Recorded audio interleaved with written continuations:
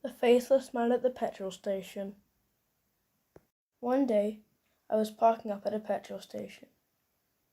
I went to the petrol filling station, but then I saw one of the most creepy things I think I'll ever see in my life. It was a tall man in a black waistcoat, and he had a straw hat on his head. But the petrifying thing was, he didn't even have a face. It was just white.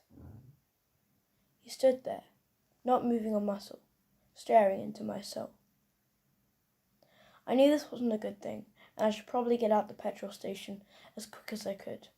So I filled up my car and jumped back into the car and shut the door firmly closed, in case he came in. I then drove back into the road to get home. But the man with no face followed. He drove chasing me down the road until I got back home. The whole time I knew he was behind me. And then something really creepy happened. He got out of his car and walked towards me. Suddenly, red eyes appeared in his face. I screamed, got out my car and ran in the petrol station because I wasn't that far away from it. The man with no face knew where I was though, and walked back to the petrol station.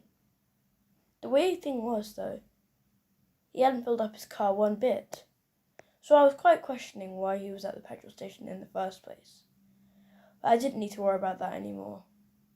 I needed to worry about my death. I decided it would be a good time to go and complain to the manager of the petrol station. So I went into one of those little shops you can find on the side of the petrol stations.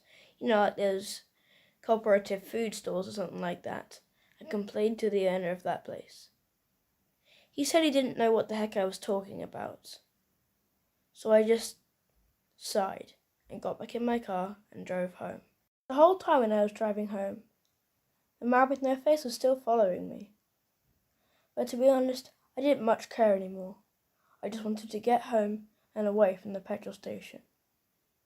Ever since that day, whenever I go to fill up my car at a petrol station though, I always stay aware for a man with no face.